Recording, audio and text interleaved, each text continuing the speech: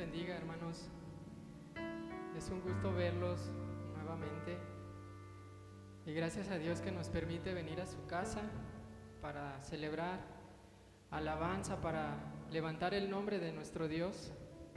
Y gracias a Dios también a los hermanos que donde quiera que estén en este momento disponen su tiempo, su corazón para exaltar al nombre de nuestro Dios, al Rey de Reyes y Señor de Señores. Y vamos a comenzar esta reunión dándole gracias precisamente por todo lo que ha hecho en nuestras vidas y porque Él nos permite estar aquí en su casa el día de hoy y tener vida.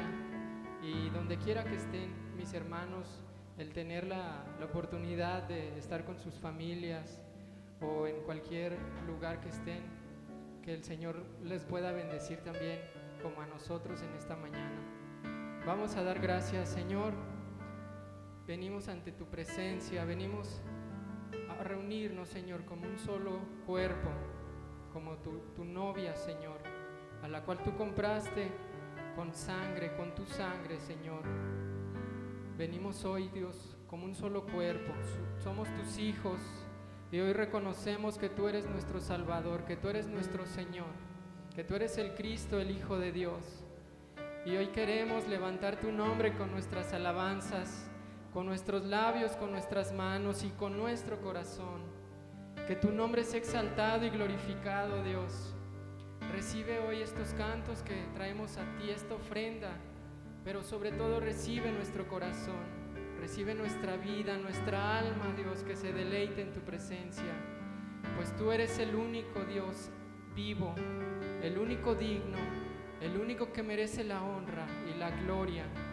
Y a tu nombre damos toda la alabanza, toda nuestra adoración es para ti, Señor. Toda nuestra gratitud es para ti, pues tú nos formaste y nos creaste, y por tu voluntad, Señor, es que somos hijos tuyos. Muchas gracias te damos en esta mañana. Tuya es la gloria, tuya es la honra, Dios.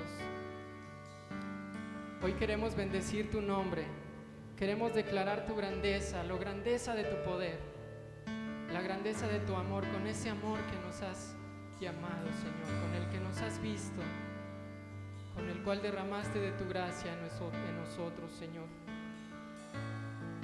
Y quitaste de nosotros todo pecado, quitaste de nosotros toda cadena que nos esclavizaba y que nos llevaba a la muerte eterna. Y tú nos has traído a vida, Señor, a tu vida. Y ahora somos verdaderamente libres, Señor, pues estamos en ti. Te damos muchas gracias. En el nombre de Jesús. Amén. Demos un fuerte aplauso a nuestro Dios. Solo a Él es que damos nuestra alabanza, hermanos. Él es digno, Él es santo. Amén.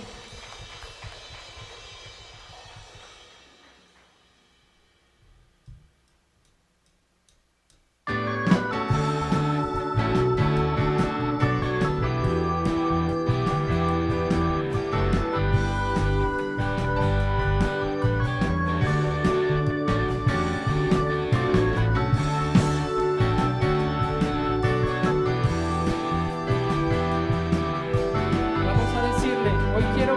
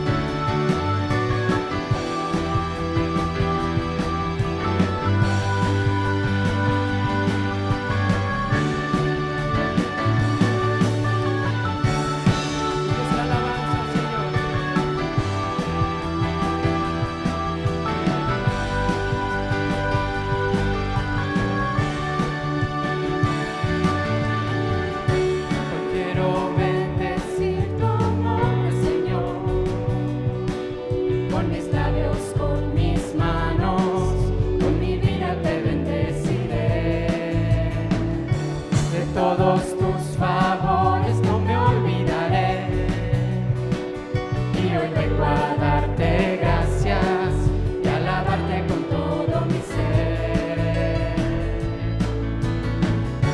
Hoy quiero bendecir tu nombre, Señor, con mis labios, con mis manos, con mi vida te bendeciré. De todos tus favores no me olvidaré, y hoy vengo a darte gracias y alabarte con todo mi ser. Tú eres quien perdona mis iniquidades, tú eres quien sana todas mis dolencias con tu poder. Oh sí, Señor, tú eres quien rescata el hoyo en mi vida y quien me corona de misericordias con tu amor. Tú eres quien perdona mis iniquidades, tú eres quien sana todas mis dolencias con tu poder. Tú eres quien rescata del hoyo mi vida y quien me corona de misericordias con tu amor. Bendice alma mía al Señor, bendice alma mía al Señor.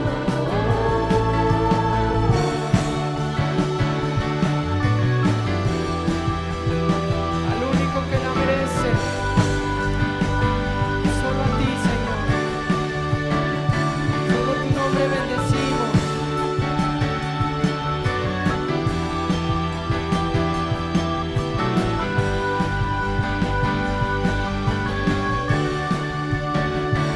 Tú eres quien perdona mis iniquidades, tú eres quien sana todas mis dolencias con tu poder. Tú eres quien rescata del hoyo mi vida y quien me corona de misericordias con tu amor. Bendice alma mía al Señor, bendice alma mía al Señor.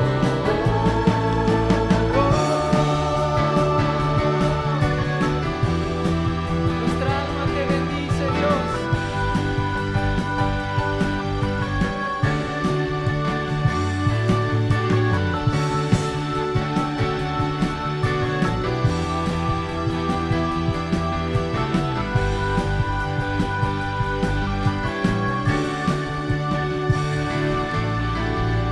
Amén. Nos deleitamos en tu presencia, Señor. Y es un deleite, Señor, venir a adorarte, declarar tu grandeza. Ven, adoremos al Rey, al único que es digno.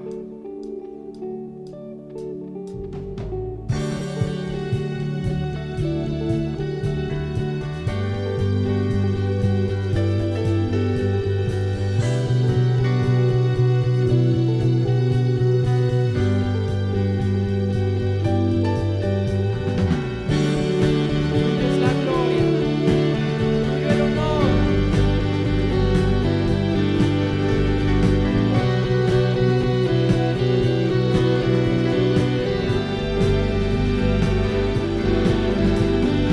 Ven, adoremos al Rey, la creación lo proclame, la autoridad y el poder son para nuestro Dios.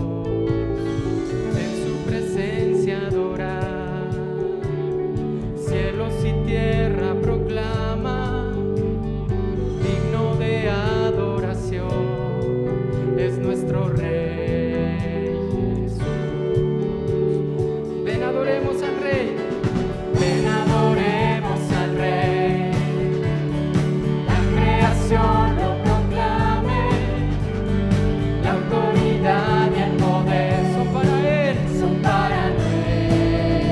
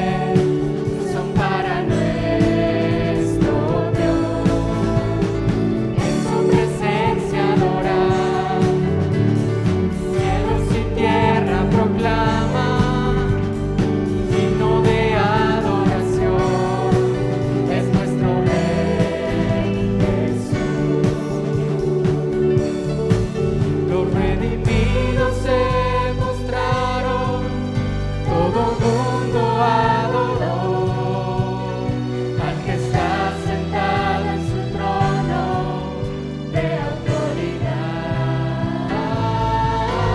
Como voz de multitudes, como voz de fuerte mar, como voz de grandes truenos que decía: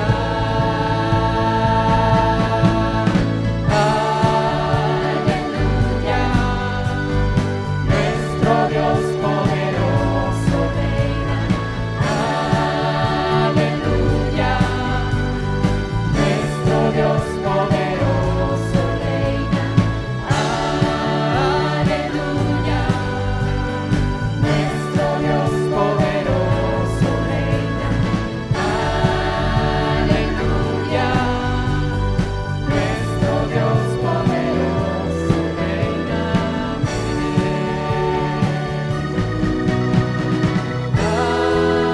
Aleluya, nuestro Dios poderoso reina. Aleluya, nuestro Dios poderoso reina. Aleluya, nuestro Dios poderoso reina. Aleluya, nuestro Dios poderoso reina.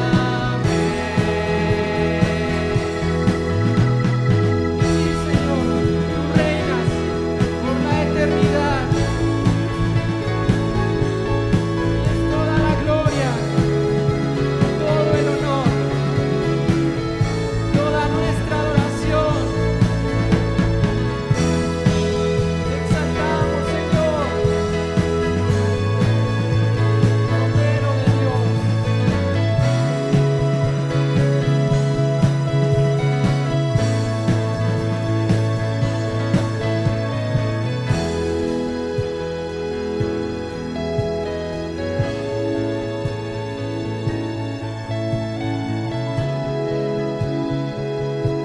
Cordero de Dios, tú que fuiste inmolado por nosotros, que fuiste crucificado,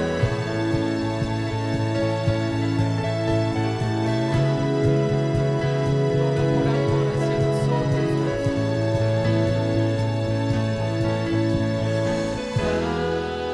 Aleluya, nuestro Dios poderoso reina. Aleluya, nuestro Dios poderoso reina. Aleluya, nuestro Dios poderoso reina. Aleluya, nuestro Dios poderoso reina.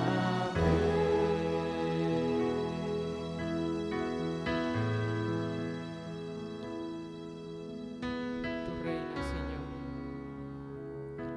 Tú reinas y estás sentado junto al Padre en tu trono de gloria, porque fuiste ese Cordero que se entregó por nosotros. Y no te importó el sufrimiento, no te importó el dolor, la humillación, el escarnio que te hicieron, Señor. Porque tú deseabas darnos esas palabras de vida eterna. Deseabas que nuestra alma, Señor, te perteneciera a ti.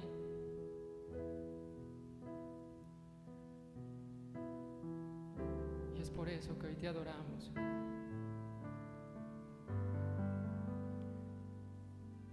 Es por eso que hoy rendimos nuestras vidas a ti, Señor. Pues no hay nadie más a quien podamos ir.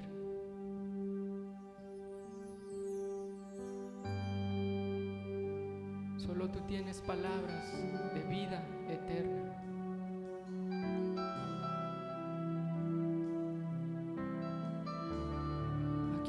podemos ir, Señor. No hay nada.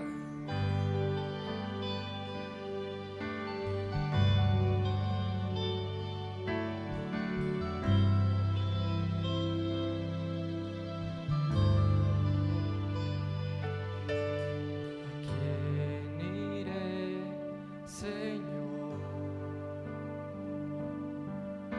Si solo tú tienes palabras de vida, ¿a quién iré, Señor? Si solo tú eres la roca eterna, ¿a quién iré, Señor?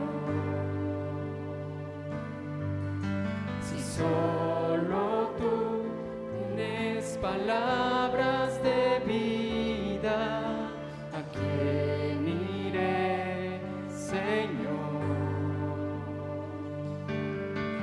Si solo tú eres la roca eterna, tú eres todo para mí, mi alto refugio, en quien yo confiaré, fundado en la roca. Ahora yo estoy, pues en ti he creído, mi Señor. Tú eres todo para mí, mi alto refugio, en quien yo confiaré, fundado en la roca. Ahora yo estoy, pues en ti he creído, mi Señor.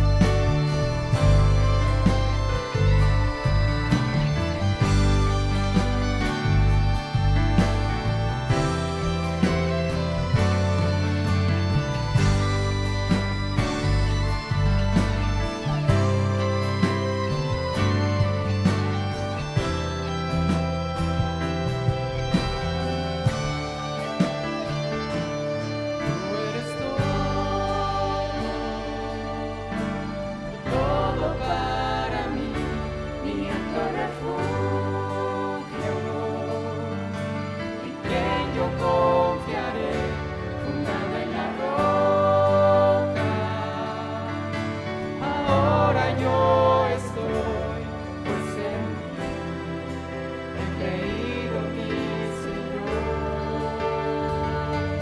Tú eres todo para mí, mi alto refugio, en quien yo confiaré, fundado en la roca. Ahora yo estoy, pues en ti he creído, mi Señor. Pues en ti he creído, mi Señor.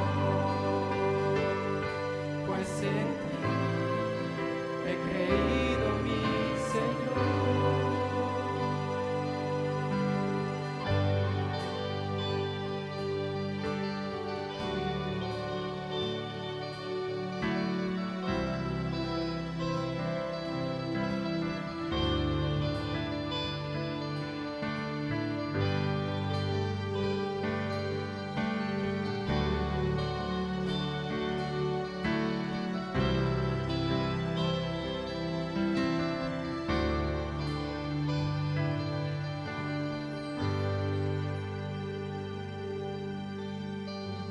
Agradezcamos a Dios por ese sacrificio, mi hermano.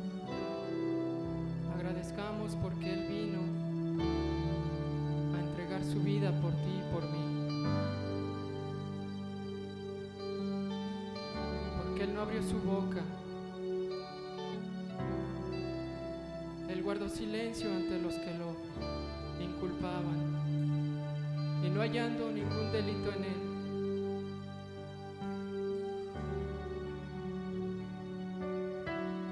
decidió hacerlo por amor, entregar su vida en sacrificio por nosotros. Y ese mismo pueblo al que él había predicado era el mismo que ahora le decía: crucifíquenle.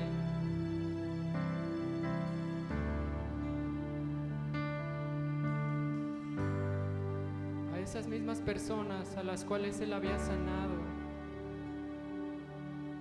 ahora decían: que muera. Y todo lo hiciste por amor, Señor. Cuánto amor mostraste en la cruz. ¿Cómo pagarte, Señor?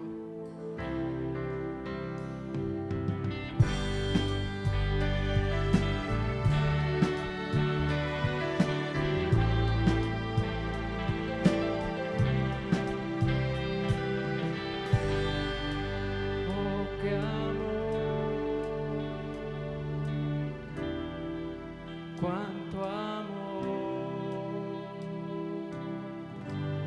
en el camino a la cruz, manifestaste tu amor por mí. Oh, qué amor, cuánto amor en el camino a la cruz, manifestaste tu amor por mí.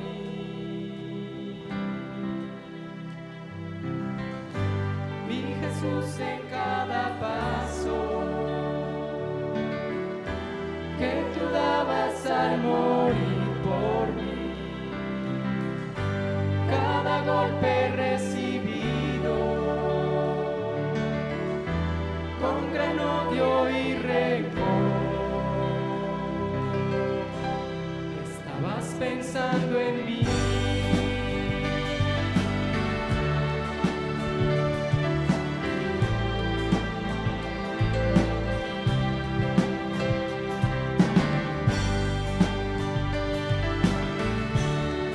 Ahora solo podemos agradecerle, mi hermano, por ese sacrificio. Vamos a decir: oh, qué amor, cuánto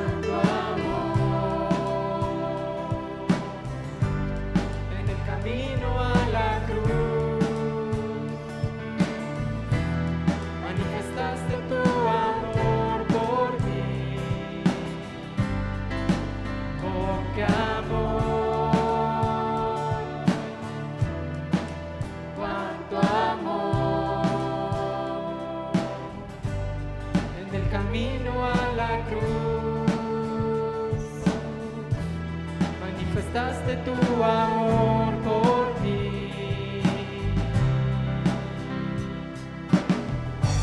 Mi Jesús en cada paso que tú dabas al morir por mí. Cada golpe recibido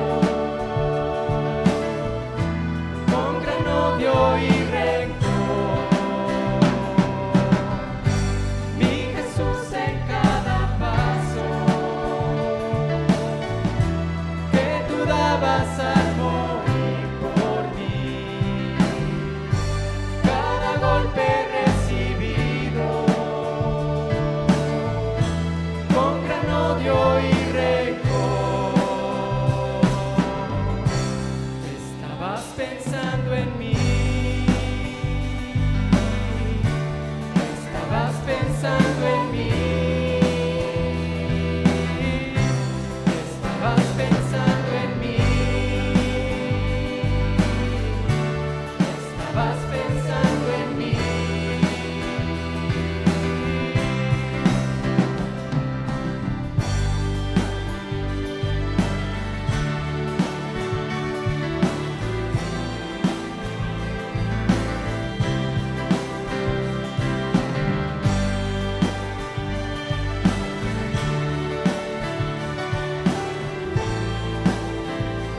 Vamos a decir una vez más, oh qué amor, cuánto amor. Quiero morir para vivir y compartir de ese gran amor. Oh qué amor, cuánto amor. Quiero morir para vivir y compartir de ese gran amor. Mi Jesús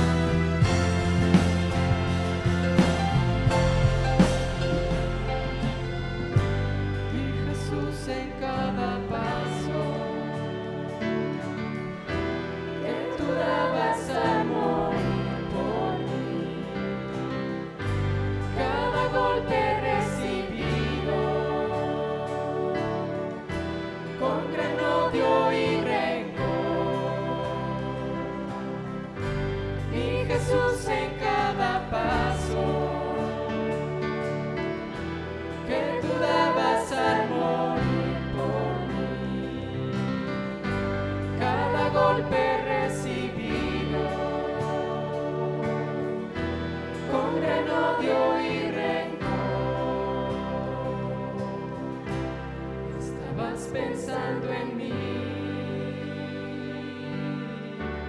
Estabas pensando en mí.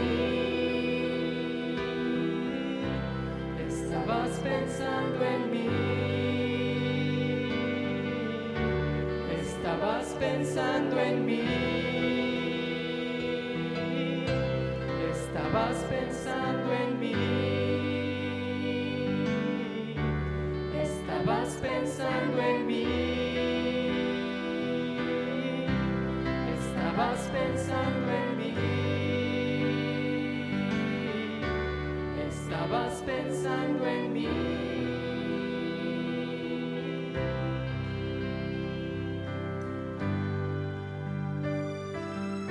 Solo podemos darle nuestra adoración, hermano, porque en este momento no levantamos nuestras manos ante el Rey y le damos gracias porque estaba pensando en nosotros y aún lo sigue haciendo, porque en todo momento Él entregó su amor por nosotros. Es por eso que ahora te adoramos, Señor, de lo más profundo de nuestro ser, con todo nuestro corazón. Nos rendimos a ti, Señor. Nos rendimos ante ti y te damos gracias. Gracias, Señor, por ese regalo que nos has dado, que es tu salvación. Muchas gracias, Señor, por tu salvación, porque ahora nos has reconciliado con el Padre y nos has presentado justos ante Él. Has borrado nuestras iniquidades y nuestro pecado, y ahora somos hijos tuyos. Nos has lavado con tu sangre, y por eso te adoramos, por eso te exaltamos, Señor. Tuya es toda gloria, tuya es toda la honra, todo el honor. Tuya es la eternidad.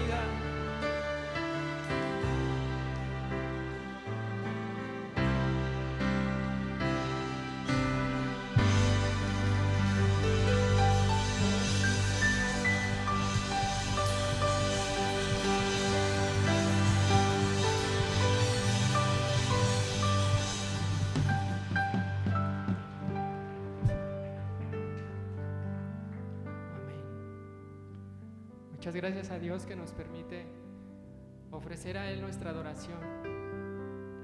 Que Dios les bendiga, mis hermanos, y preparemos nuestro corazón para el mensaje de esta mañana.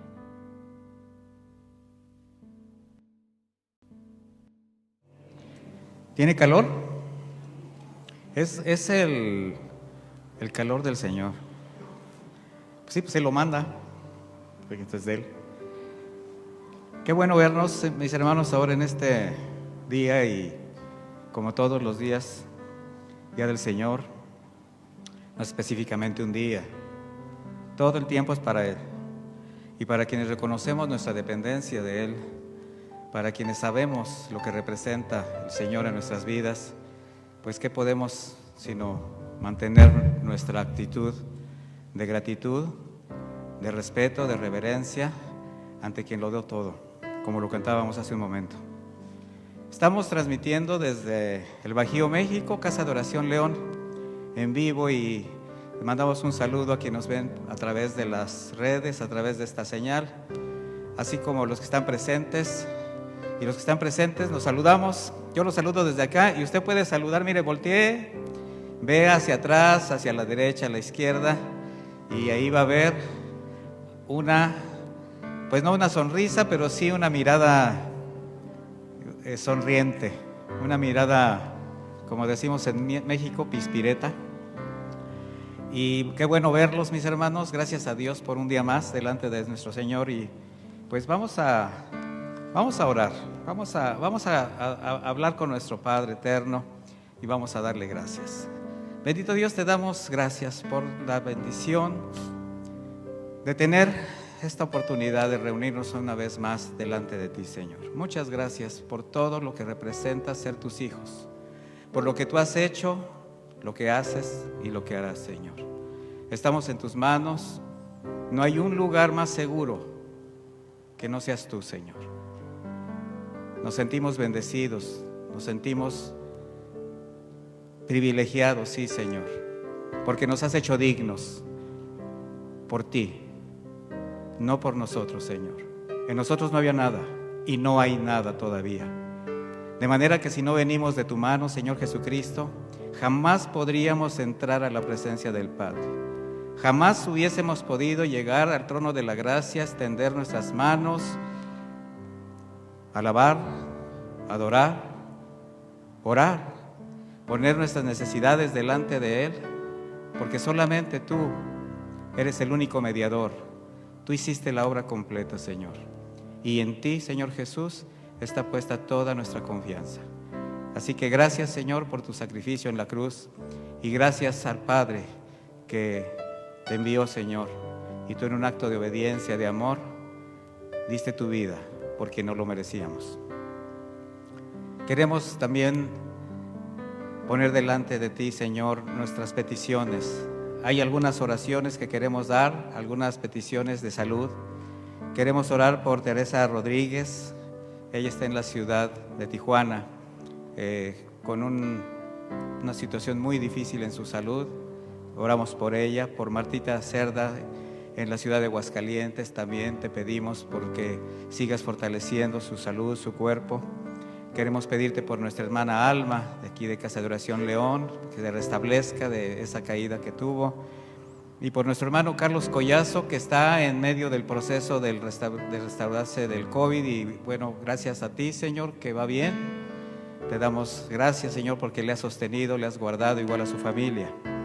Queremos poner también delante de ti a Sandra Valdés. Ella es hija de nuestra hermana Olga, tu sierva. Hoy la operan de su vesícula, Señor, sé con ella.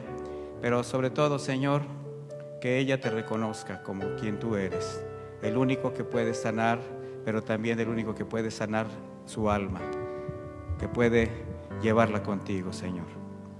Queremos pedirte, Señor, que bendigas a todas las personas que trabajan en el sector salud, que las guardes. A más de un año de esta pandemia, Señor, ellos han estado firmes y muchos han encontrado la muerte en una vocación que pues en su corazón han puesto, y queremos pedirte por ellos, por sus familias, Señor. Igualmente por nuestras autoridades oramos para que les des sabiduría y que les des verdaderas estrategias que permitan que la sociedad pueda salir de esta circunstancia. Hoy oramos también por un pastor, dos pastores de Casa de Oración. Vamos a orar por el pastor Víctor Hugo Correa en Casa de Oración en Tecate, Baja California, y el pastor Francisco Llamas en Tijuana, Baja California, en esa zona ambos. Queremos pedirte que bendigas tanto a Víctor como a Francisco, Señor. Síguele dando frescura en su mensaje, Señor, corazón de pastor, que nunca se aparten a derecha ni izquierda, Señor. Que tu palabra sea expresada y que te acerques a esas iglesias, Señor, que sean bendecidas con la sana doctrina, con tu palabra. Guárdalos a ellos, a sus familias y a cada familia que se congregue, tanto en Baja California, tanto en Tecate como en Tijuana, y los ponemos en tus manos, Padre eterno. Te damos gracias también, como siempre, Padre eterno, por el sustento de todos los días, Señor. Pese a todo, tú nos has sostenido, tú nos has guardado, y aquí estamos, Señor, agradecidos por todo lo que has representado siempre, que tu fidelidad se haya extendido en esa área que es el sustento diario, Señor. Y fieles a ti como tú lo eres a nosotros, lo único que vamos a hacer es sacar de lo que hemos apartado, Señor, para depositarlo como nuestra ofrenda voluntaria, nuestro diezmo, en un acto de amor, de obediencia, donde sabemos que estos recursos, siendo tuyos, Señor, los disponemos para que puedan ser usados en la extensión de tu palabra, que haya alimento en tu casa, que tengamos un espacio donde congregarnos, Señor, y que tengamos también la posibilidad de apoyar a quienes no tienen. Si alguno de mis hermanos, alguna familia tiene problemas económicos, Señor, guárdalo, Señor, que no falte el pan en la casa y que haya un trabajo digno para que pueda llevar con honradez el sustento a su hogar. Ante ti dejamos nuestra oración, nuestras acciones de gracias y nuestra intercesión. En el nombre bendito de Jesús, tu Hijo amado. Amén y amén, Señor. Muchas gracias. Y pues le quiero comentar que tenemos, pues, como siempre, los anuncios de cuídese mucho. Mis hermanos, estamos por entrar o ya prácticamente en este periodo vacacional y le quiero pedir que se cuide, que se guarde. Como le decía la semana pasada, qué importante guardar en casa, vacacione en su casa, suba a su azotea, súbase unos sandwichitos, un refresco y sienta que está en cualquier playa y está segura. Y como le decía, no solamente es no salir, seguirse cuidando, sino también tener cuidado de quién llega a su casa. Asegúrese de que las personas que le acompañen siempre tengan su cubreboca. No permita que nadie le hable sin cubreboca. No sabemos desde dónde y de dónde vendrá el contagio. Y no quisiéramos, nadie quiere una tercera ola de pandemia, de estos picos terribles que se muestran y que cobran vidas. Así que las advertencias son las mismas desde hace un año, si usted se da cuenta.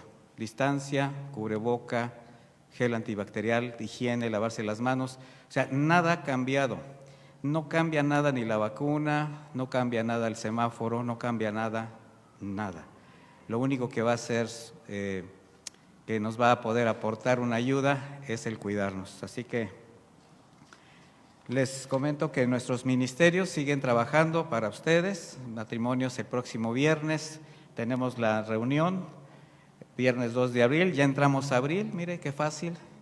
Recuerde que el próximo domingo cambia el horario desde el sábado porque vamos a tener un cambio de horario, así que asegúrese de cambiar su horario porque va a tener que llegar a otra hora, que no la agarre el gallo dormido, ¿verdad? Así que próximo domingo vamos a llegar, es una hora antes, ¿verdad?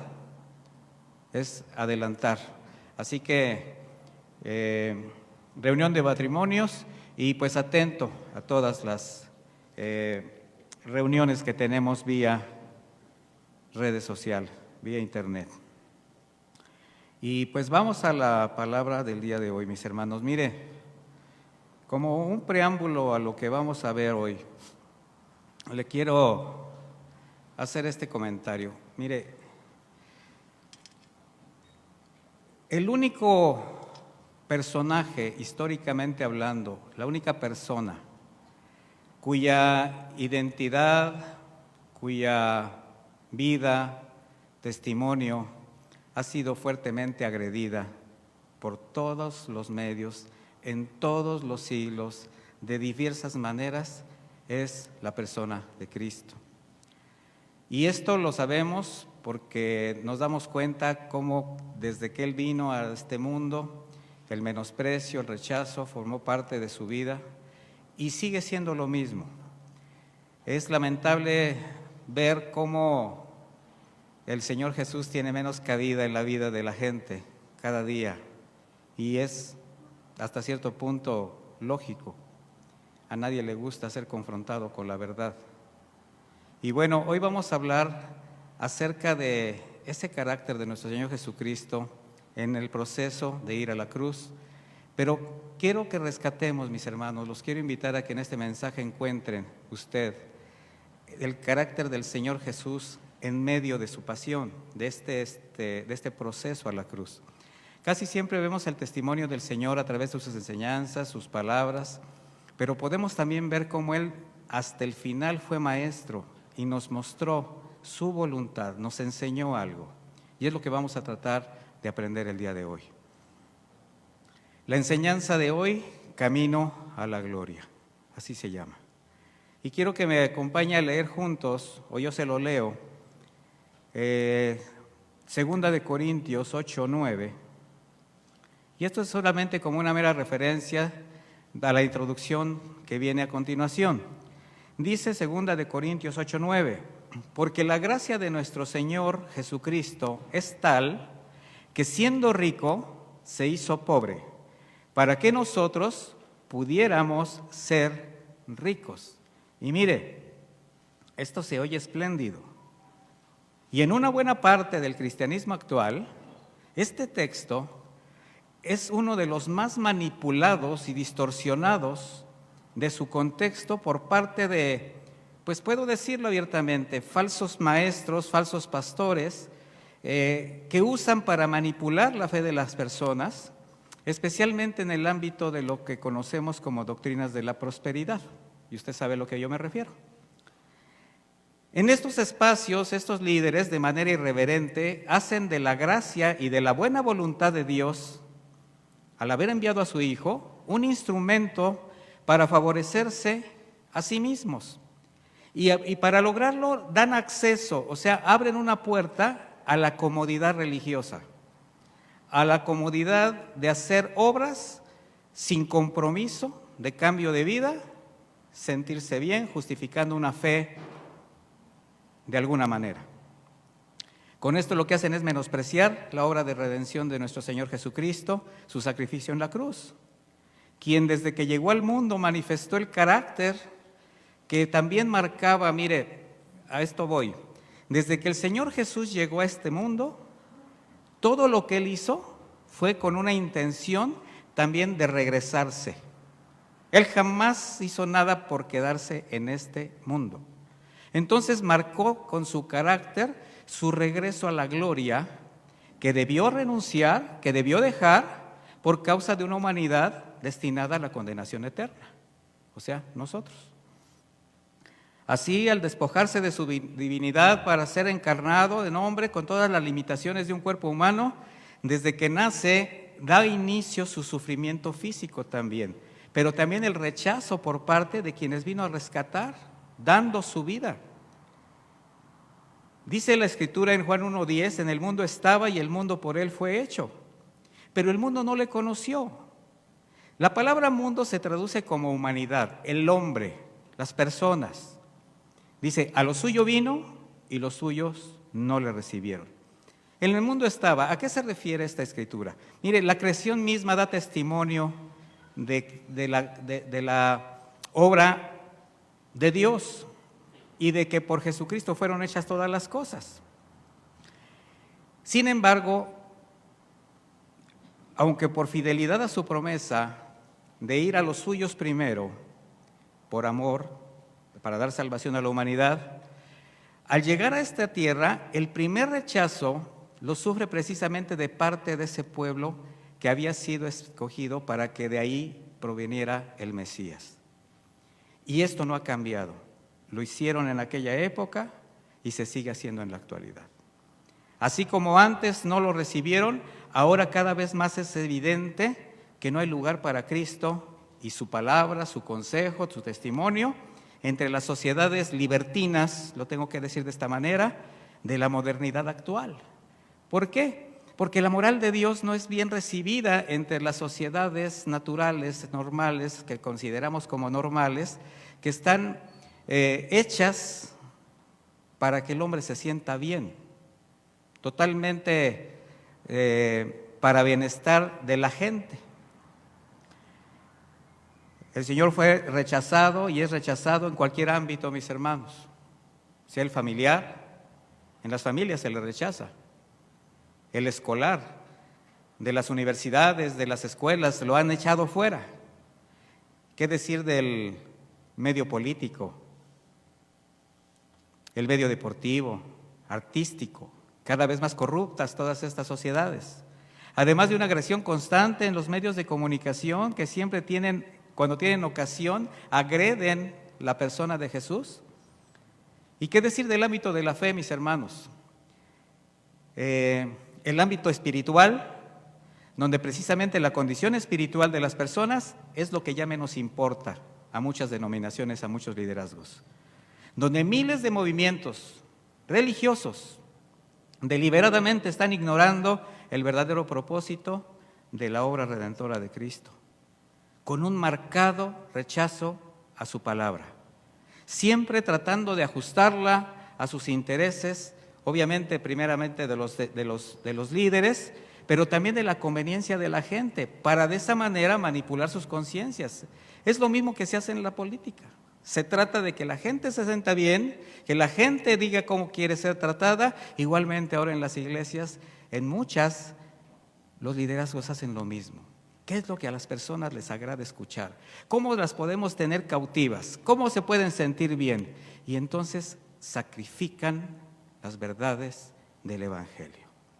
Y lamentablemente, mis hermanos, en esta manipulación de la conciencia de la gente, cada vez más son los espacios que se identifican como cristianos, estoy hablando del cristianismo evangélico, que declaran creer en Jesucristo, en la salvación por fe, pero donde su mensaje es altamente tergiversado y manipulado.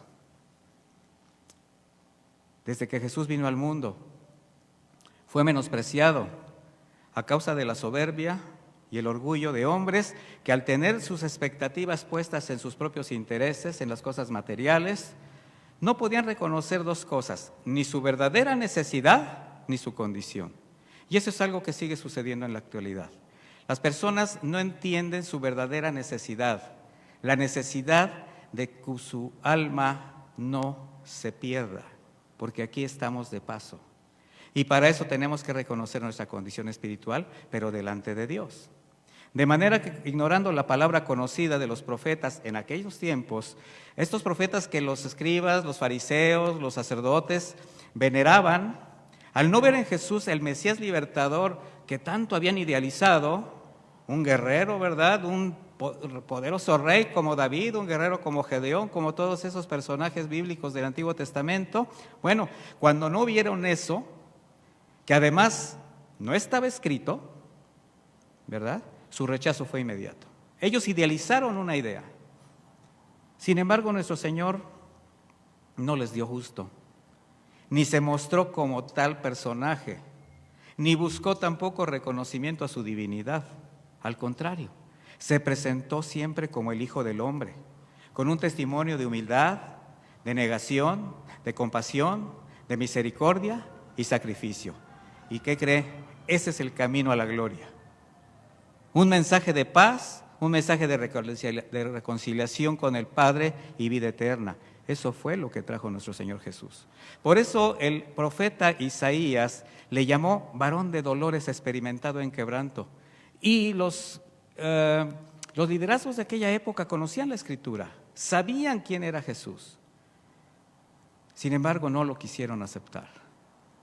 El Señor, al despojarse de su divinidad como hombre, sufrió toda necesidad y tentación, viviendo una vida santa, apartada de pecado, y sobre todo una gran pasión por cumplir el propósito del Padre, por el cual vino aquí a esta tierra. Por eso el Señor se identificó con los pobres de espíritu, con los afligidos del alma, dando esperanza a quien reconoce su debilidad y su necesidad. Mire, aquel que no reconoce sus carencias, su debilidad y sus necesidades, prácticamente te puede decir: yo no necesito a Dios.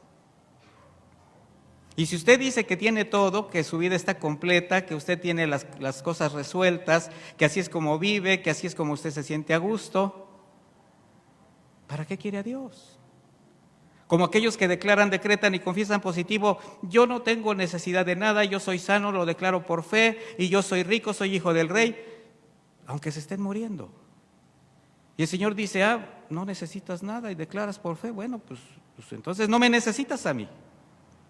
Qué fácil es para el Señor identificar a alguien que es soberbio, que es orgulloso, que quiere hacer su voluntad.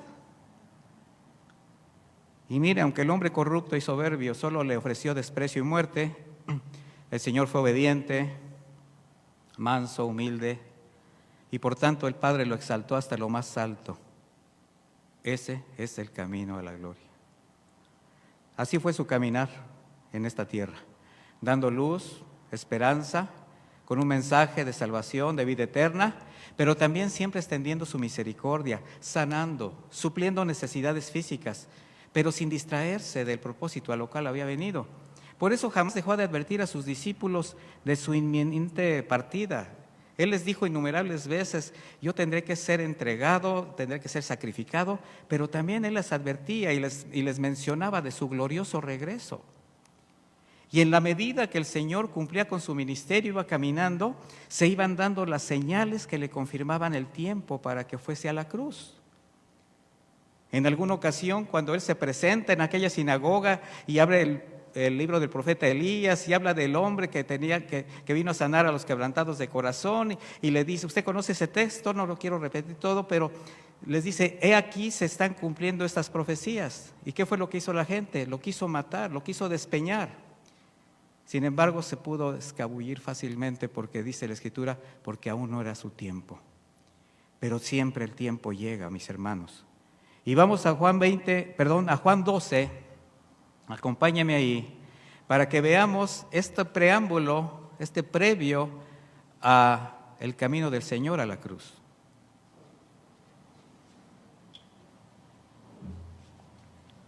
Juan 12:20. La Escritura dice así: había ciertos griegos entre los que habían subido a adorar a la fiesta. Está hablando de la fiesta de la Pascua. Ahorita vamos a aclarar todo esto. Dice, estos pues se acercaron a Felipe, que era de Betsaida de Galilea, y le rogaron diciendo, Señor, quisiéramos ver a Jesús. Felipe fue y se lo dijo a Andrés. Entonces Andrés y Felipe se lo dijeron a Jesús. Me quedo ahí, mire, cuando alguien va contigo y hasta se juntan dos, fíjate que te andan buscando, ¿qué dices? Una de dos, o dile que pase o dile que no estoy. Pero Jesús no hizo ninguna de las dos cosas. Vea la respuesta del Señor. Jesús le respondió diciendo, ha llegado la hora para que el Hijo del Hombre sea glorificado. ¿Cómo se ha de haber quedado Felipe y Andrés? A ver, maestro, te dijimos que te están buscando allá afuera, unos griegos. Y el Señor les está diciendo, ha llegado la hora. ¿Cuál es el contexto anterior a este texto? Mire, 6 días antes de la celebración de la Pascua, que fue en el momento que estos griegos estaban yendo al templo a buscar a Jesús, él pasó por Betania, a casa de Lázaro, a su amigo, al que había resucitado. Durante esa cena, María, rompiendo un frasco de alabastro, le unge con un fino perfume de nardo, causando la molestia de algunos de los presentes por tal despilfarro, ¿verdad? Usted recuerda la historia. Un día después de esa cena, al entrar a Jerusalén montado en un pequeño asno, le recibe una multitud enardecida tendiendo a su paso sus mantos, ramas, palmas, exclamando, Hosana, bendito el que viene en el nombre del Señor, el Rey de Israel. Mire, era muy fácil ver en Jesús a un rey, pero la gente no lo veía por lo que él representaba, sino porque él daba. Cuando él dio de comer a multitudes, lo querían proclamar rey. Ahora lo ven entrar a Jerusalén a celebrar la Pascua y le dicen el Rey de Israel. ¿Por qué? Porque le antecedía una fama de generosidad, de sanar, de resucitar. Ya en el templo, y lo más seguro en la parte externa, conocida como el patio de los gentiles, porque esa era la única parte del templo donde los gentiles que creían, así como estos griegos que se acercaron, y el pueblo judío que, pues de los que no eran ricos, los que no eran muy favorecidos con riquezas, con apellido, con abolengo, pues podían estar, hasta ahí los dejaban entrar, pero sí les recibían sus ofrendas. Qué tremendo, ¿verdad? O sea, cualquier parecido con la realidad es mera coincidencia, mis hermanos. Así que era muy probable que en ese lugar Jesús tenía contacto con la gente afuera. Por cierto, ya era un espacio muy reducido por los cambistas y los negociantes que vendían animales para ser sacrificados. Algo que sí permitían, porque era un jugoso negocio para los mismos administradores del templo. Y esto era, por ejemplo, similar a lo que hacían los judíos publicanos, que incrementaban los impuestos, se los cobraban a sus hermanos judíos, ¿verdad? Y por eso les condenaban. Sin embargo, sí permitían estas supuestas cosas sagradas sin ningún recato. Esa bipolaridad de conveniencia también es muy común entre la gente religiosa. Así que en ese momento llegaron unos griegos a escuchar la palabra por parte de Jesús, pero para él fue una señal de que la obra de la siembra en el corazón de las personas, por su parte, había terminado. ¿Sabe qué venía? El trabajo de la iglesia, una iglesia que iba a nacer. Ya por una parte había un pueblo judío que se había interesado en las palabras de Jesús, que le seguían, había discípulos, habían despertado, estaban cansados de la religión, del abuso de los dirigentes corruptos, y ahora llegan los griegos. aquellos gentiles intelectuales, libertinos, politeístas, con toda su corrupción, pero que ahora estaban buscando también la palabra de vida eterna en la boca de Jesús. Para Jesús esto era la primicia de los gentiles que con el tiempo se habrían de agregar a la iglesia que estaba por nacer. Entonces para él era una señal de que su tiempo había llegado. Por eso la respuesta fue una expresión de gozo. Sabía que se acercaba el momento de regresar al Padre. Ha llegado la hora que el Hijo del Hombre sea glorificado. Pero sabe también que comenzaría, y él lo sabía, el camino a la cruz, donde iba a consumar la obra de redención para toda la humanidad. De manera que los momentos más dolorosos de Jesús, en el sentido de estos últimos días, inician en el huerto de Getsemaní, con un angustiante dolor de lo que vendría. ¿Qué iba a venir? La traición, y no solamente de Judas, también del resto de sus discípulos. La negación, el arresto, los falsos juicios, el escarnio, la tortura y finalmente la crucifixión.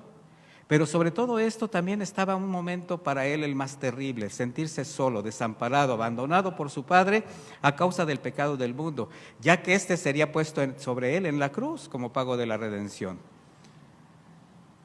Y antes de llegar a estos dolorosos momentos en este huerto de Getsemaní, celebra la Pascua con sus discípulos en cumplimiento de la ley. El Señor siempre cumplió con todo, mis hermanos. Él nos enseñó el orden de cumplir o de obedecer a toda autoridad. Y ahí Él, en esta fiesta establecida por el Señor para el pueblo de Israel, una celebración instituida en memoria de la liberación del pueblo de Israel del yugo de la esclavitud en Egipto, solo era en espera del cumplimiento de la promesa mediante el sacrificio expiatorio de Jesús, lo que ya estaba llegando. Por eso el verdadero sentido de la celebración de la Pascua, mis hermanos, no era tanto el memoria de la liberación, sino de establecer en el cordero inmolado que se comió en aquella noche en Egipto, una figura del sacrificio de Jesucristo como el Cordero de Dios que iba a ser inmolado para salvación del hombre. Así que cada año, cuando Jesús celebraba la Pascua como un judío que cumplía cada año con todas las, todo lo que estaba establecido dentro de la ley de Moisés, él sabía que llegada su hora, como un cordero, habría de ser inmolado para redimir a la humanidad de su pecado. Él sabía lo que iba a suceder algún día. En Lucas 22:14 dice así: cuando era la hora, se sentó a la mesa y con él los apóstoles y les dijo: cuánto he deseado comer con vosotros esta Pascua antes que padezca. De manera que para él no era era todo esto conocido y lo expresaba abiertamente a sus discípulos. Con esta expresión el maestro con lo que manifiesta es su convicción y su anhelo de consumar lo que el Padre le encomendó. Y aquí es donde tenemos que empezar a ver el carácter de Cristo para la vida de cada uno de nosotros. ¿Qué es lo que tú sabes el Padre te encomendó? ¿A qué fuiste llamado? ¿Cuál es tu posición actual? ¿Eres padre de familia? ¿Eres hijo? ¿Eres mamá? ¿Eres empresario? ¿Eres empleado? Bueno, eso que el Señor te ha dado, eso que el Señor te ha hecho un llamado, tiene que ser cumplido con convicción y con anhelo de consumarlo, porque es lo que Dios te ha dado para vivir. Y el Señor con gozo manifiesta su necesidad de hacerlo, porque también sabe qué representaba en ese momento para Él regresar a su reino. Sabía lo que vendría en su contra. Sabía que en breves momentos habría de ser traicionado, preso, torturado, sacrificado. Sin embargo, Él siguió adelante con todo lo establecido. Y en esa cena proclama el nuevo pacto. Mateo 26:26.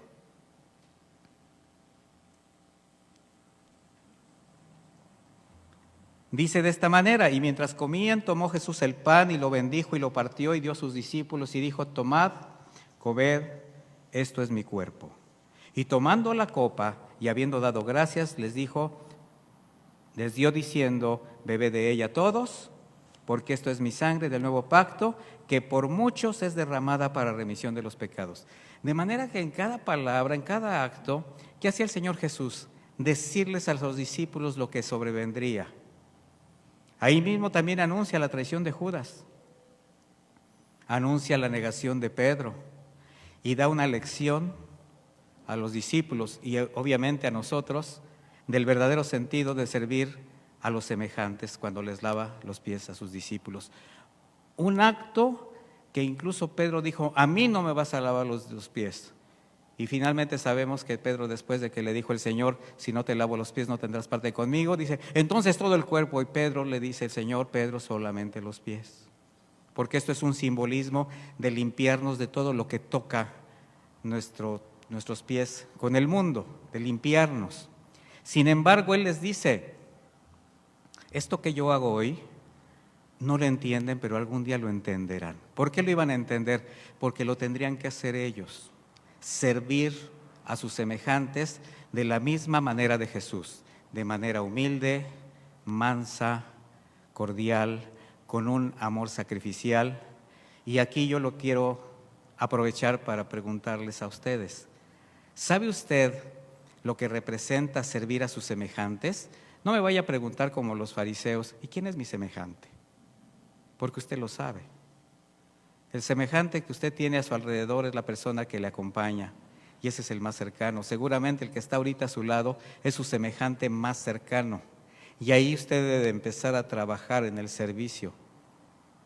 A veces queremos confundir el servicio a Dios con un puesto congregacional. Mis hermanos, esa es una blasfemia, eso es algo erróneo. Servir en una congregación a través de los dones que el Señor nos da es algo que también Dios pone, que Dios nos permite y Él hace también un llamado y capacita. Pero el verdadero servicio es desde el momento en que usted establece en su corazón ver a la persona que está a su lado como la persona a quien debe servir. Así que yo le pregunto al papá que está aquí, al padre de familia, al esposo y a la esposa, ¿de qué manera ustedes, con humildad, con amor, sacrificial, sirven a las personas que están a su lado? ¿De qué manera ustedes son capaces de negarse como el Señor se negó a las cosas que todavía les llaman la atención, a las cosas que les llenan carnalmente, a las cosas que saben ustedes que de antemano el Señor les ha demandado, que no están bien, pero es más fuerte el deseo de hacerlas que obedecer a Dios y no les importa sacrificar a la persona que está a su lado? Llámese esposa, esposo, hijo, papá. El verdadero sentido del servicio es negarme yo para que la persona que esté a mi lado sea profundamente feliz. ¿Quién dice amén? ¿No les costó mucho trabajo? Así que a partir de hoy acaba usted de aprender algo. Usted se tiene que negar, se tiene que sacrificar para que la persona que esté a su lado sea profundamente feliz. Y como es recíproco, el esposo hace feliz a la esposa y la esposa al esposo, el hijo al hermano. ¿Sí se entiende este proceso? Y entonces todos seremos felices. El Señor nos enseña el verdadero sentido de servir a nuestros semejantes, porque si usted comienza a servir bien desde su hogar, lo va a poder después extender hacia las personas que están alrededor. El lugar donde comieron la Pascua fue un aposento situado al extremo suroeste de la ciudad de Jerusalén. Se dice, algunos eruditos, que este es el mismo lugar donde después los apóstoles esperaron la llegada del Espíritu Santo. De ahí caminaron hasta llegar al huerto de Getsemaní. En ese huerto, Jesús ora al Padre como era su costumbre, ese buen hábito de orar, de buscar al Señor, pero ahora lo hace de manera muy distinta. Ahora está triste. Y aunque quería llegar al final, sabiendo lo que le esperaba, había algo más que le hacía sentir un temor como de muerte. Mateo 26:38 dice de esta manera: entonces Jesús les dijo, mi alma está muy triste hasta la muerte. Quedaos aquí y velad conmigo. Yendo un poco adelante, se postró sobre su rostro, orando y diciendo, Padre mío, si es posible, pase de mí esta copa, pero no sea como yo quiero, sino como tú. Y esta es una lección más que tenemos que aprender en este caminar a la cruz. Que no sea como yo quiero. Hace rato yo hablaba del amor sacrificial, de la negación personal. Y aquí cabe perfectamente que no sea como yo quiero. ¿Cuántas cosas que usted quiere necesita? Esa es la verdad. Habremos de hacer una verdadera distinción entre quiero y necesito. Porque cuando nosotros hacemos las cosas que queremos, normalmente queremos hacerlo porque nos satisface, porque es la voluntad que queremos establecer no solamente en nuestra vida, sino en la de los demás, y no nos importa echar a perder lo que sea. Eso se llama egoísmo. De tal manera que el Señor dice, si acaso esta copa pudiera pasar, pero Él sabía lo que representaba. Si la copa no la tomaba, que se simboliza la copa de la ira, entonces la redención no se hubiera consumado, mis hermanos. Fue la voluntad del Padre, sí, pero también fue para favorecer a una humanidad que no merecía por gracia lo que estaba haciendo el Señor. Cuando la ira de Dios cayera sobre el pecado de la humanidad, el Señor Jesús sabía que sería sobre Él. Y que Dios el Padre, por su santidad y el dolor de ver a su Hijo en esa condición, apartaría de Él su mirada. Y eso para Jesús significaba estar desamparado. Yo le pregunto una cosa, mi hermano. ¿Usted cuando no está cerca del Señor, se siente desamparado realmente? La palabra dice que no contristemos al Espíritu Santo. ¿Con qué? Con nuestro pecado. Porque es solamente la manera como el Señor se aparta de nosotros, desvía la mirada de nosotros, porque lo que nos aparta del Señor es el pecado. Cuando usted peca deliberadamente, cuando desobedece deliberadamente y sabe que el Señor ha apartado la mirada de usted, ¿se siente desamparado? Es importante que usted se dé cuenta el terreno tan peligroso que a veces pisamos cuando queremos establecer nuestra voluntad por encima de todo lo demás. Hay quien dice, yo sí camino conforme a la voluntad de Dios. Bueno, si usted dice así, yo le voy a pedir que tome la Biblia, la lea, y en esa área donde usted dice que obedece, se dé cuenta si lo está haciendo. Que la Biblia sea su colador, su rasero, para que usted sepa si realmente está haciendo la voluntad de Dios. No lo que se imagina, no lo que dice la gente, no lo que dice algún pastor que quiere ganar popularidad. No, lo que dice la Escritura. Llegado el momento, mis hermanos, después de la traición de Judas, del arresto, los falsos juicios, ahora Jesús está siendo llevado ante Pilatos y mientras tanto, soldados romanos están entretejiendo una corona de espinas para ponerla sobre su cabeza. Mateo 27:27 dice de esta manera: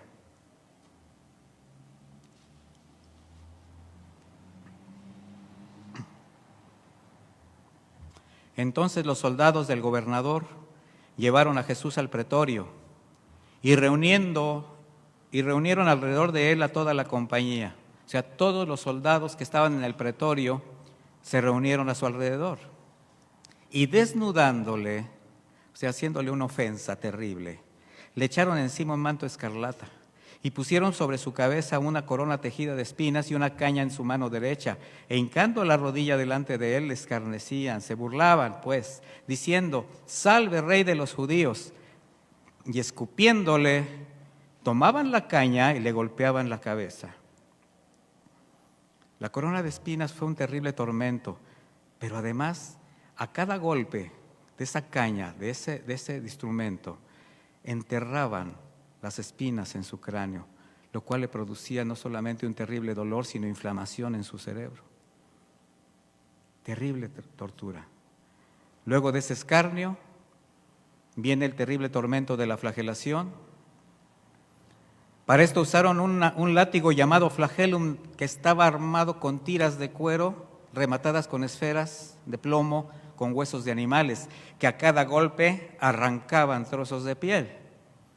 De esta manera, Cristo, semidesnudo, atadas sus manos a una columna, recibe 40 azotes, además de la corona de espinas. Ahora su cuerpo lacerado comienza a desangrarse. Pilato no sabía qué hacer, mis hermanos. Pilato, quien tenía la autoridad, y al darse cuenta que la situación era muy difícil, incluso su esposa le dice: no hagas nada en contra de ese justo, porque he soñado que algo terrible pueda acontecer. Dice Mateo 27:24, viendo Pilato que nada adelantaba, sino que se hacía más alboroto, tomó agua y se lavó las manos delante del pueblo, diciendo: inocente soy yo de la sangre de este justo. ¿Quién lo declaró justo, mis hermanos? La ley vigente en ese lugar. ¿Qué significa esto? Que el juicio que lo estaba llevando a la muerte era ilegal, porque la ley establecida por los romanos, que eran los que estaban ahí en el dominio total de esa zona, lo declararon justo. Dice: allá vosotros. Respondiendo todo el pueblo, dice, lea conmigo: su sangre sea sobre nosotros y sobre nuestros hijos. Vaya respuesta. Pobre pueblo judío. Días antes, mientras Jesús hacía milagros, le buscaban, aclamaron su llegada triunfal: bendito el que viene en el nombre del Señor, hosana en las alturas. Y ahora reclaman su muerte: crucifícale. ¿Cuántas veces nosotros con nuestras actitudes hacemos exactamente lo mismo? Hacemos de lado la presencia de Jesús y lo crucificamos en nuestro corazón. Sí, mientras el Señor hace milagros, mientras el Señor hace cosas que nos agradan, mientras nos sentimos favorecidos, aleluya, gloria a Dios, en victoria, mi hermano, en victoria. ¿Le suenan esas palabras cristianesas? Pero ¿qué de cuando el Señor nos prueba? ¿Qué de cuando el Señor establece su verdadera voluntad porque te quiere hacer crecer, te quiere madurar, quiere que tú saques aquello que el Señor ha puesto en tu corazón para testimonio de los demás? Te quiere purificar, te quiere sanar, te quiere santificar. Entonces no, crucifícale. Luego de la sentencia, Jesucristo en medio del dolor va caminando, llevando sobre sus hombros un madero o viga llamado patíbulum, y así es llevado hasta el monte de la calavera. Mire, este patíbulum, esta viga, medía aproximadamente 2 metros y pesaba de 35 a 40 kilos. Esto lo llevaban cargando mientras llegaban al lugar donde ya había un poste vertical, o a veces había un árbol donde previamente habían establecido el lugar de la crucifixión. Ahí era clavado el patíbulum con la columna que ya estaba en ese lugar. De manera que después de todo el dolor, la pérdida de la sangre, el peso del patíbulum cae. Sus verdugos lo golpean para que se levante, pero se dan cuenta que no puede. Y toman a un hombre que obligan a que le ayude. Ese hombre llamado Simón, de la ciudad de Cirene, en el Evangelio de Marcos usted lo puede ubicar porque es padre de Alejandro y de Rufo, 2 excelentes cristianos de la iglesia primitiva. De tal manera que ese momento para Simón de Cirene, de qué manera fue al haber ayudado a Jesucristo, cruzar sus miradas, darse cuenta de lo que estaba pasando, que finalmente fue un hombre que se rindió al Señor. Dice Lucas 23:27, y le seguía gran multitud del pueblo. O sea, en esta procesión no solamente iban los soldados romanos, quienes le acusaban, quienes estaban de curiosos, había mucha gente. Dice, y de mujeres que lloraban y hacían lamentaciones por él. Pero Jesús, vuelto hacia ellas, les dijo: hijas de Jerusalén, no lloréis por mí, llorad por vosotras mismas y por vuestros hijos. Casi le recuerda: acaban de decidir ustedes, sea mi sangre sobre nosotros y vuestros hijos. Mis hermanos, el Señor iba camino a la gloria, sí, iba desangrado, iba sufriendo físicamente, pero para recibir algo mucho mayor. Y ese es el camino a la gloria, ese es el camino para ti y para mí, que te van a llevar a un día delante del Señor, donde va a haber situaciones adversas. El Señor dijo: en el mundo tendrán aflicción. Dice: pero no se turbe tu corazón y tenga miedo. Yo he vencido al mundo. El Señor está diciendo: no lloren por mí. Yo he vencido al mundo. Yo voy a ser glorificado. Yo voy a preparar casa para ustedes. Preocúpense por ustedes. ¿Usted por qué cree que se tiene que preocupar? por su vida espiritual, por la manera como lleva su fe, de cómo da testimonio, de cómo su vida es santificada, de cómo va cambiando en el día a día. Porque de ahí va a depender que también muchos conozcan a Cristo. Al llegar a la cumbre de ese monte, tiene que pasar por la vergüenza de la desnudez completa.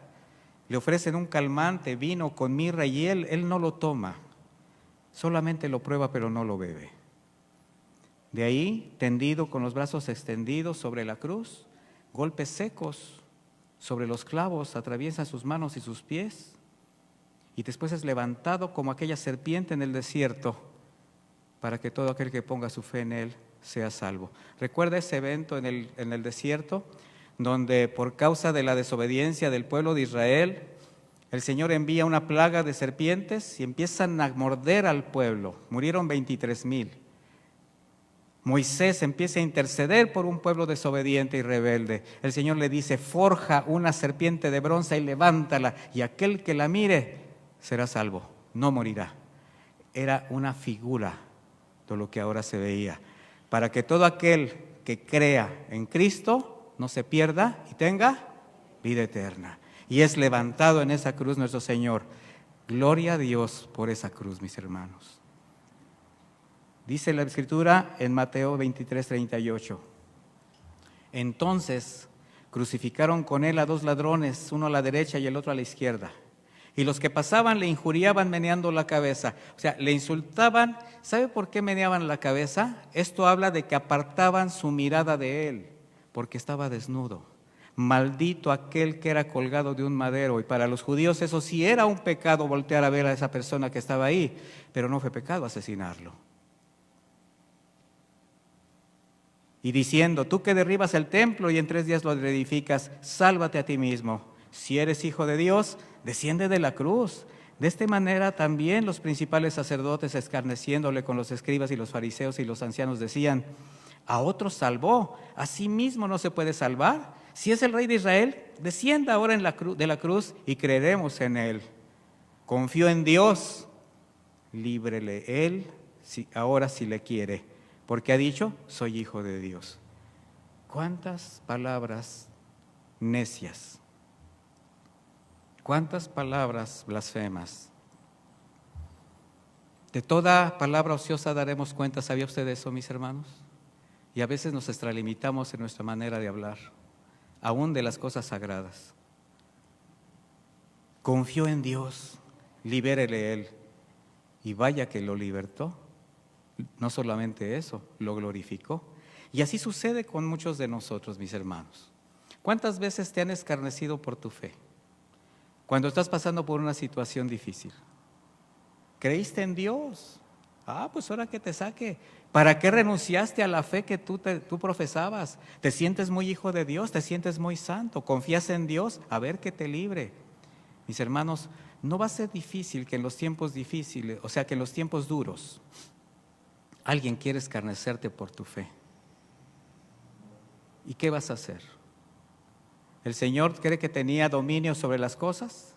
En ese momento pudo haber hecho cualquier cosa, mis hermanos. No solamente bajar de la cruz, sino hubiera podido ordenar que la tierra se abriera y se hundiesen para siempre todos los que le escarnecían, hombres iracundos y soberbios.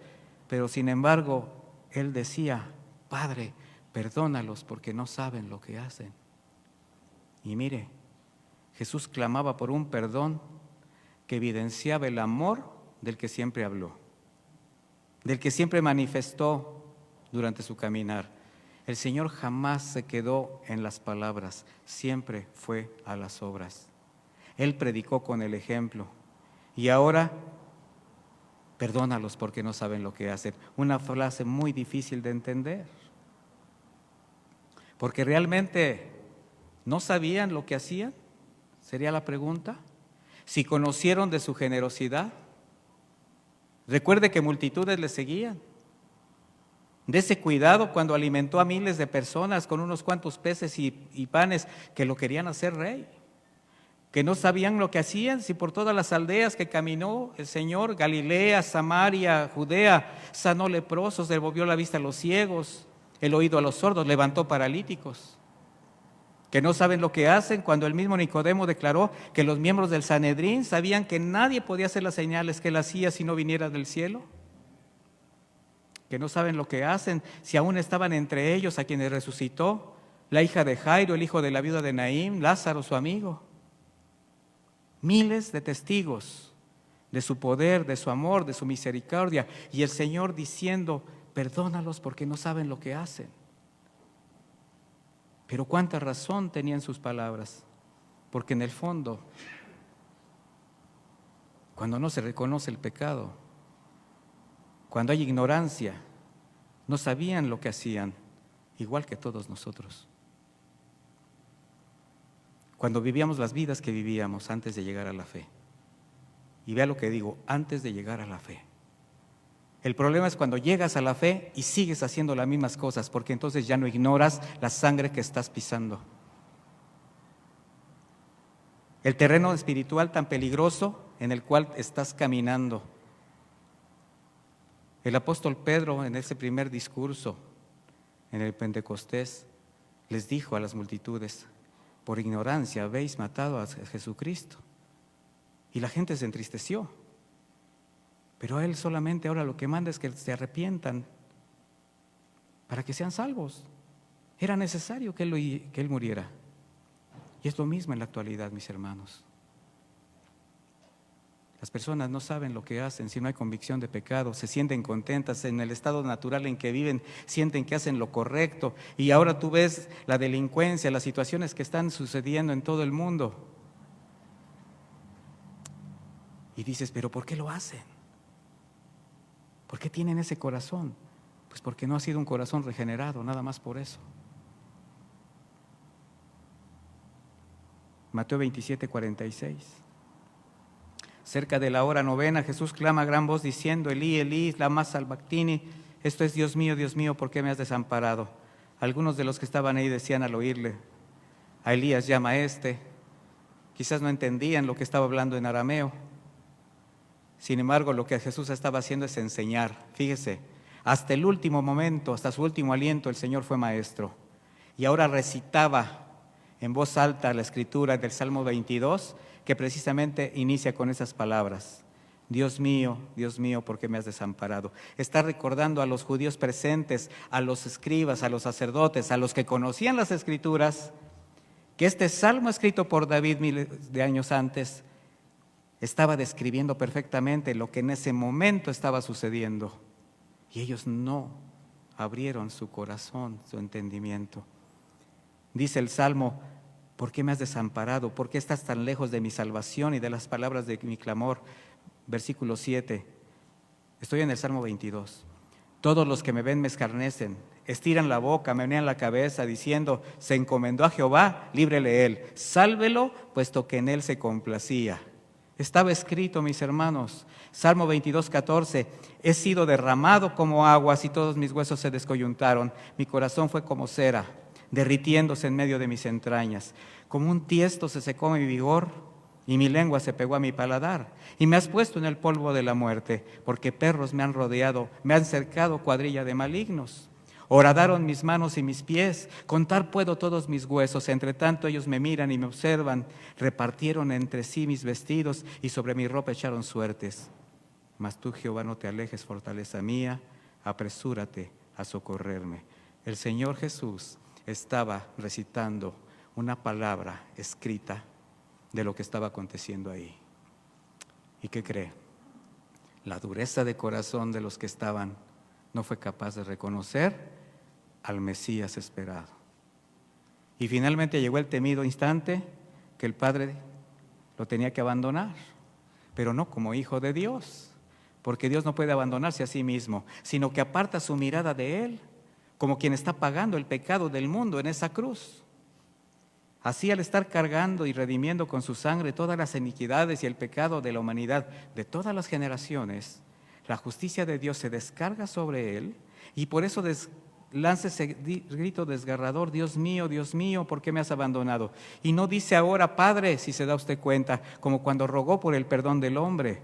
No habla como el hijo amado que complacía a su Padre. Ahora clama como el pecador que pide el perdón de Dios porque nos estaba sustituyendo en la cruz a todos los pecadores del mundo.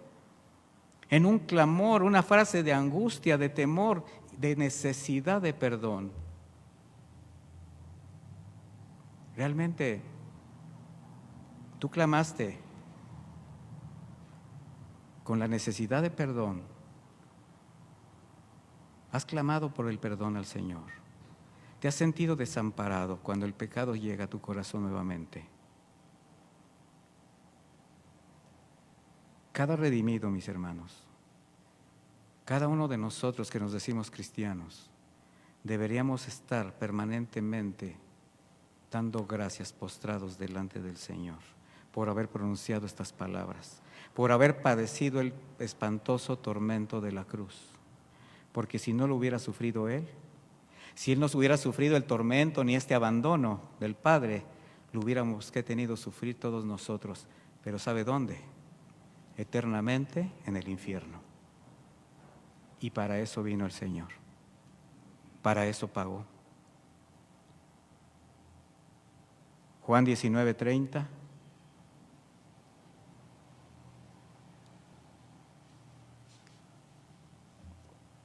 Cuando Jesús hubo tomado el vinagre, porque ahora le dan un vinagre, es un vino corriente que tomaban los soldados, porque Él dijo, tengo sed. Ahora ese sí lo bebe. Dice, consumado es. Y habiendo inclinado la cabeza, entregó el Espíritu. Consumado es. Significa llegar al fin, concluir en total plenitud. Cancelar también se traduce. De manera que Jesús vino a consumar la obra de salvación, cancelando la deuda que todos teníamos con el Padre. Vino a reconciliarnos con Él. Colosenses 2:14 dice, anulando el acta de los decretos que había contra nosotros, que nos era contraria, quitándola de en medio y clavándola en la cruz. Y despojando a los principados y a las potestades, los exhibió públicamente, triunfando sobre ellos en la cruz. ¿No le da gusto, mi hermano? Qué bueno que le dé gusto, porque a mí también me da mucho gusto. Consumar esa obra costó mucho, la sangre de Cristo, su vida entera. Jesús tuvo que dejar su reino para experimentar la debilidad humana, sufrir rechazos, tortura y muerte. Era el camino a la gloria. Ahora las fuerzas de Jesús llegan a su fin, desangrado y a punto de expirar. Por un instante se rehace y levantando la mirada al cielo clama, Padre, en tus manos encomiendo mi espíritu. Dice Lucas 23:45, el sol se oscureció, el velo del templo se rasgó por la mitad.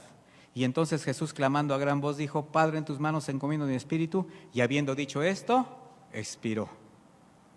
Ahora nuevamente no dice, Dios mío, vuelve a pronunciar la palabra Padre, con la confianza de encomendarse al único que es fiel, mis hermanos, al que tiene todo el poder. Deja todo su ser en las mejores manos, las del Padre. Y habiendo inclinado la cabeza, entrega el Espíritu. Y eso es algo digno de notar, porque nuestro Señor Jesús expiró de manera distinta a todos los hombres, quienes inclinan la cabeza en el momento de morir. Pero Jesús inclinó voluntariamente la cabeza y luego entregó el Espíritu al Padre, porque la muerte no tenía ningún dominio sobre Él. Sin embargo, Él sí tiene dominio absoluto sobre la muerte. En Juan 5:26 el Señor dijo, porque como el Padre tiene vida en sí mismo, así también ha dado al Hijo el tener vida en sí mismo. Al entregar su espíritu, todo se trastornó ante su muerte. El velo del templo se rasgó, la naturaleza se conmueve, se estremece, hay temblores, hay oscuridad después de mediodía. Y muchos de los guardias que estaban ahí le reconocieron como el Hijo de Dios. Alguien dijo, verdaderamente este era el Hijo de Dios. En tus manos encomiendo mi espíritu, en tus manos encomiendo todo mi ser. Un clamor de confianza, de seguridad, de satisfacción. Y así fue como Jesucristo abrió el camino para todo aquel que en Él cree, no se pierda. Y nada, mis hermanos, ni nadie podrá arrebatar de la mano del Padre al que llegue de la mano de su Hijo Jesús. ¿Usted de qué mano va a llegar delante del Padre? Eso es lo más importante. Porque Jesucristo cumplió y retornaba a su Padre. Vuelve a su reino con gloria, con poder. Ahora toda potestad le ha sido dada tanto en el cielo como en la tierra. Pero la pregunta es, ¿en qué manos tú depositarás el Espíritu cuando te toque partir? ¿A quién elevarás tu mirada con el corazón confiado y decirle, Padre, en tus manos encomiendo mi espíritu? Con la confianza de saber que te va a tomar porque eres su hijo, porque caminas como su hijo, porque vives como su hijo. Jesús entregó su espíritu reclinando su cabeza para descansar. Para él la batalla había terminado. Todo el caminar, todo lo que él sufrió en la cruz. Pero también en esa cruz, en ese momento, conoció la victoria, el gozo de haber terminado. Y ahora se va a descansar, como quien ha cumplido y puede estar en paz.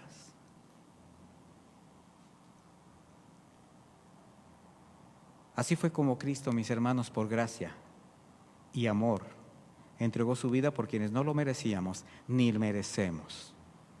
Y continuamos sostenidos de su gracia. Y esto es lo más lamentable que lo que voy a decir. Aún con todo lo que el Señor hizo y las pruebas de lo que hizo, hay quien duda, hay quien se opone. Y solo por el simple hecho de que a nadie le gusta ser confrontado con la realidad que vive. A nadie le gusta que le digan la verdad. Y eso es lo que hace la palabra de Dios. Eso es lo que hace la Escritura. Por eso es rechazado en todos los ámbitos. Y en esos ámbitos la corrupción crece y crece y crece y cada vez crecerá más, porque la maldad seguirá aumentando. Sin embargo, para el hombre natural es muy difícil de entender, aceptar su necesidad, aceptar la gracia de Dios. Y es que hay una gran distancia entre la moral del hombre y la santidad de Dios. Hay una gran distancia abismal entre la mente del hombre y los pensamientos del Señor, mis hermanos.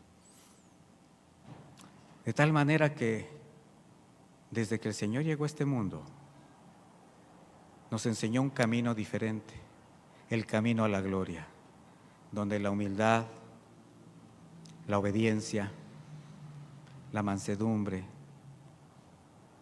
el amor sacrificial, el deseo de servir, van de la mano. ¿Cómo está su condición espiritual? ¿Qué es lo que usted piensa al respecto de lo que el Señor ahora, hasta hoy, le ha permitido vivir, le ha permitido conocer? ¿Cuánto de lo que el Señor le ha demandado continúa usted estableciendo como algo que aún forma parte de su vida?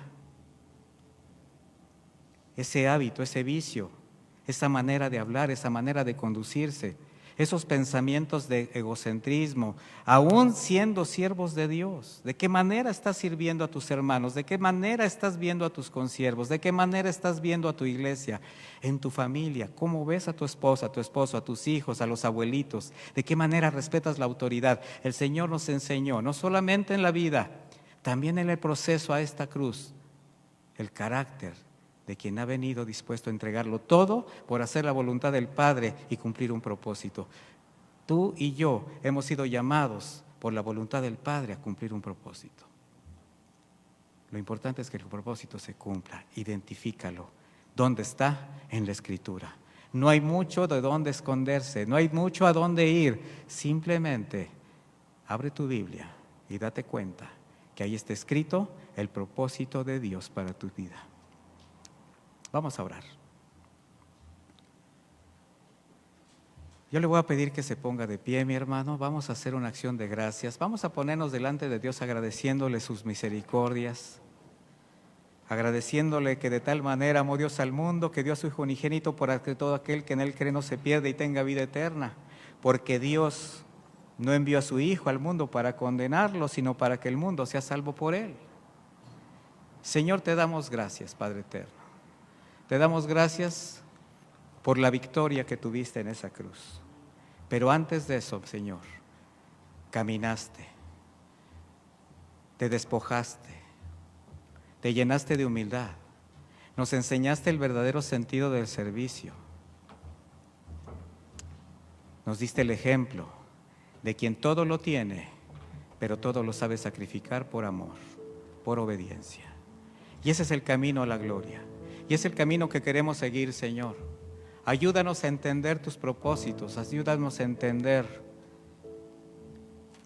cada parte de tus enseñanzas, que nos guíen, que nos lleven precisamente a ese día en que seremos glorificados juntamente contigo.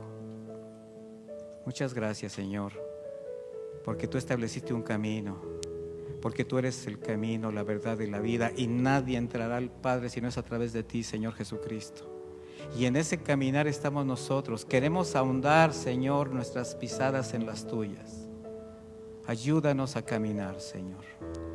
Ayúdanos a entender este proceso, que si bien puede tener altibajos, si puede haber situaciones que no sean agradables, también podemos entender que ese es el camino que nos llevará a la gloria. A ti te damos toda la gloria, Señor, toda la honra. La majestad es tuya. Tú terminaste la obra. Y gracias por todo. En el nombre de Jesús. Amén y amén. Que Dios les bendiga, mis hermanos.